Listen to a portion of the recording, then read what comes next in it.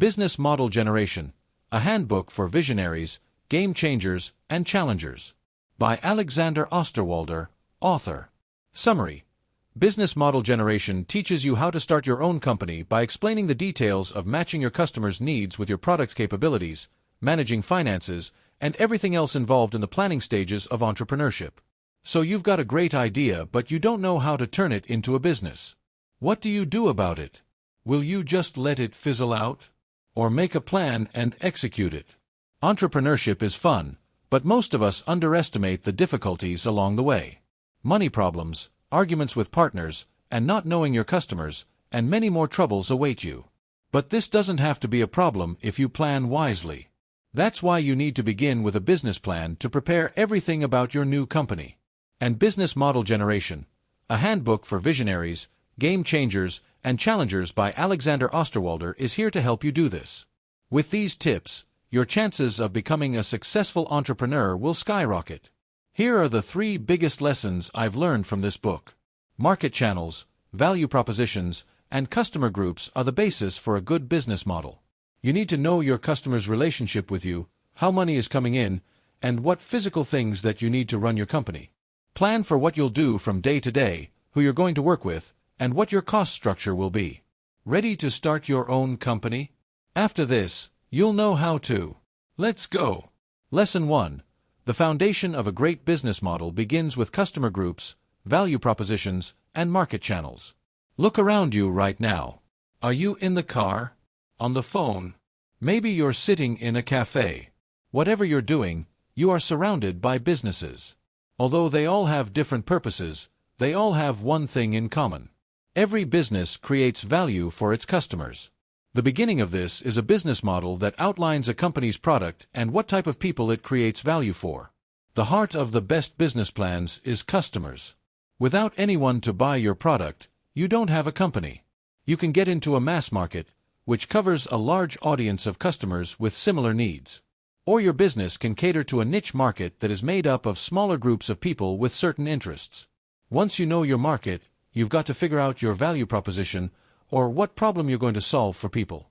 Identify the need your product or service fulfills and what makes it better for customers to choose over other similar products. The value you provide can be connected with design, reducing risk, or top performance. The next step is to figure out how you're going to reach your audience.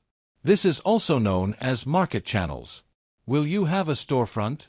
Or maybe a sales team is what you prefer. In many cases, a website is a good option. You can even make new channels by partnering with others, like a wholesaler. Lesson 2. Resources, ways to make money, and relationships with your customers are all vital things to plan to have a successful company. You know who you're serving and how you're meeting their needs and the ways you'll reach them. Now you need to identify what relationship you want to have with them. This step is vital. An IT company that helps people with specific computer needs is a good example of this. If this same business has regular customers, then they might try a more automated approach with their email marketing.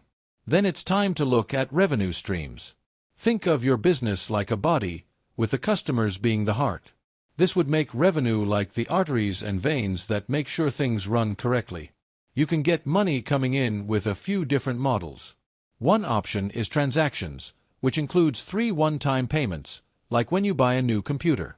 There are also subscriptions, like Netflix. You can also have usage fees, which differ depending on how much a customer uses the service, like mobile data. The next step is to determine the ways you will get the resources your company needs to stay in business. Think of these like food and water that keep a body running. Materials, buildings, and equipment are all examples of physical resources you need. It also takes human resources, or your staff, to keep things running smoothly.